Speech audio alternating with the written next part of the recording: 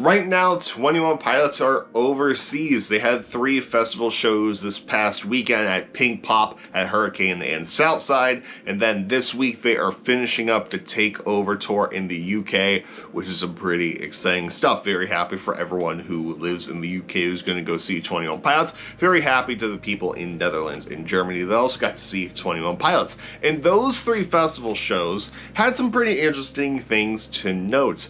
A lot of fun things, and one that could possibly be lore related, but most likely isn't. But we're still going to talk about it, because Tyler provides content. I've been up since 5 a.m. It's almost 1 a.m. I'm a super tired boy, so let's get right into it. Good morning, good afternoon, or good night, depending on when you're watching this. How's it going, guys? First off, I hope you're having a good day today. Hope your days go well, and hope it continues to go well. Here is the 21 Pilots European Festival Experience thing.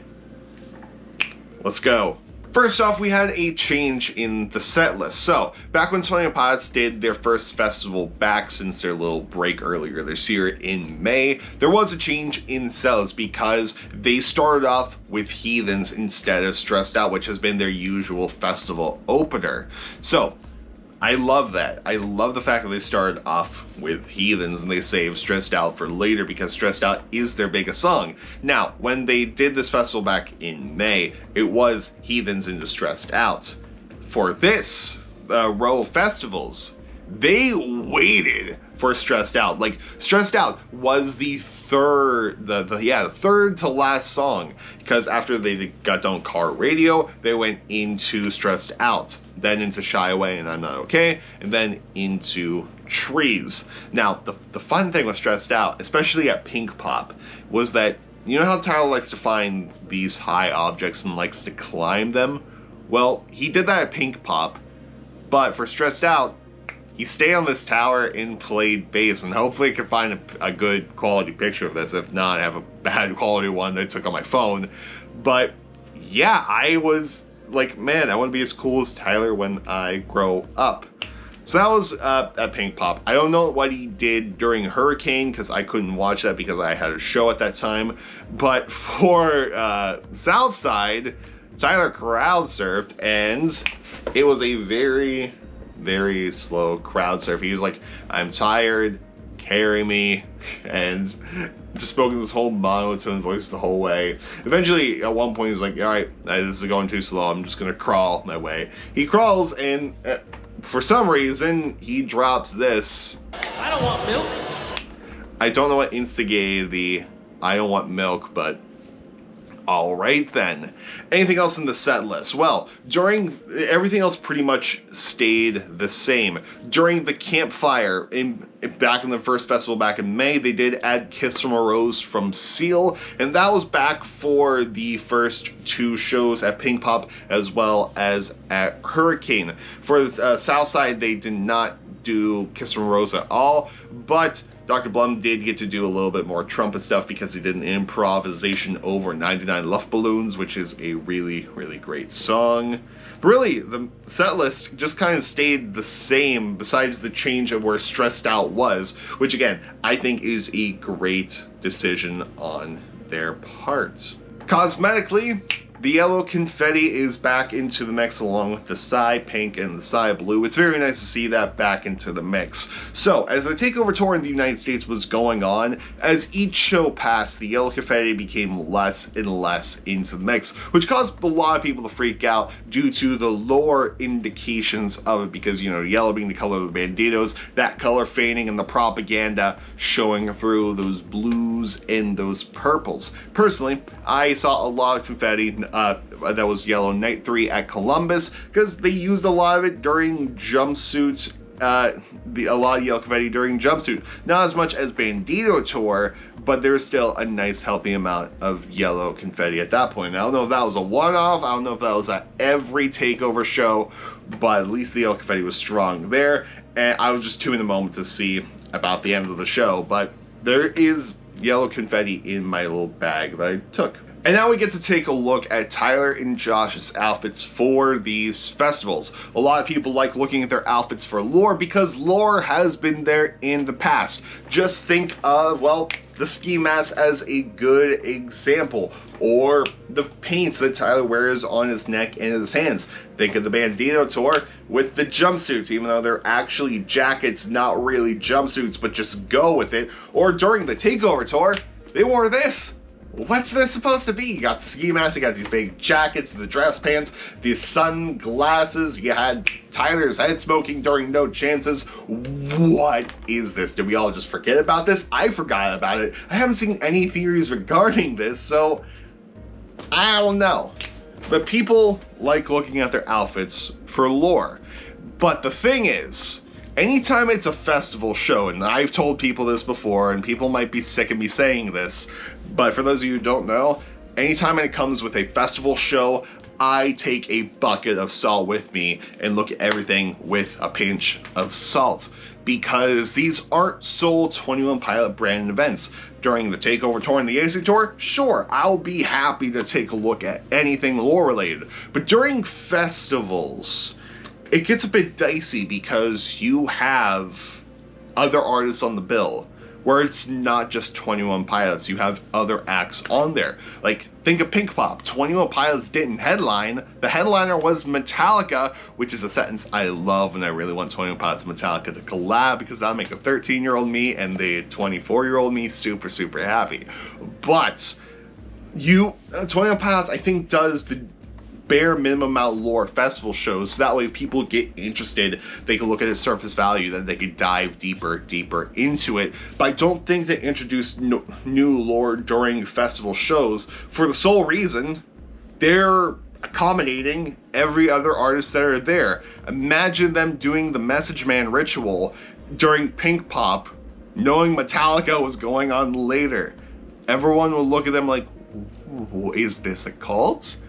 I mean, yes, we are. But, so that's just my general thing with festivals. I take a look at everything with a heavy pinch of salt. With that being said, here's what Tyler wore during Pink Pop. A crop top. Not just a crop top with roses on it. Yeah, Twitter kind of melted down over this outfit. Everyone's going crazy over it. I thought it was a nice outfit, fitting for the hot summer day. Josh was wearing the normal Josh garb, eventually going shirtless. And the roses on there were very fitting because of, well, they added Kiss from a Rose from Seal in the set list. Then you could take a look at other aspects, but black and white outfit, definitely liking it, definitely liking the roses. Now, at Hurricane, this is where everyone on Twitter freaked out even more. I just got done playing a show, and then I turn airplane mode off my phone, and I see this. 21 Pilots wearing blue. Everyone freaked out so much. Now, Justin, why did everyone freak out? It's just a blue outfit. Well, blue plays a significant part within the Dima storyline because our good old friend Blurryface, that good old Twitter account, it's very mysterious, it's ran by Tyler, once tweeted, if you wear blue, it's a sign of defeat. You can read the full tweet right there. I don't have it memorized, but that's the main thing. Blue is a sign of defeat. And when Blurryface originally tweeted this out, 21 Pilots did a festival with Tyler wearing a blue jumpsuit. You see, that's a jumpsuit. It's not the jacket that they wore during the Bandito tour. And Josh was just this simple alien.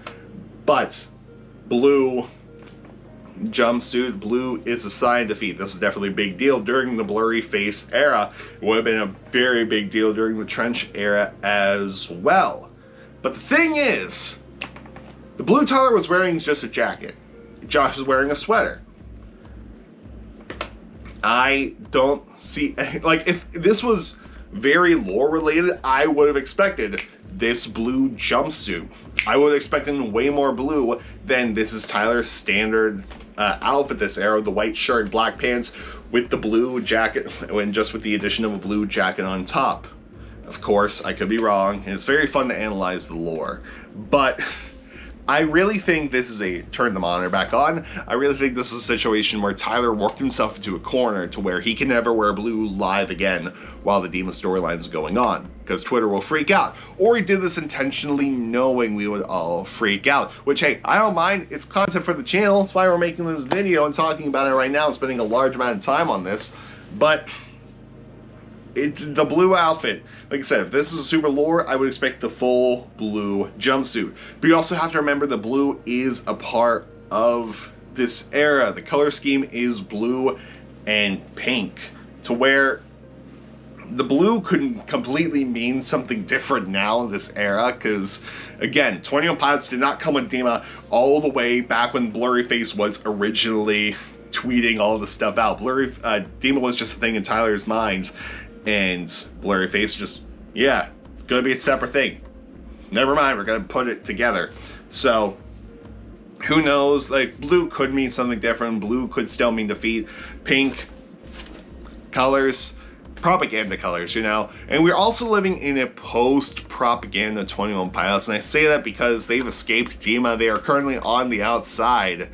So, they might just be redecorating what the color blue means, taking that color back and changing into a sign of victory, or something like that. I don't know.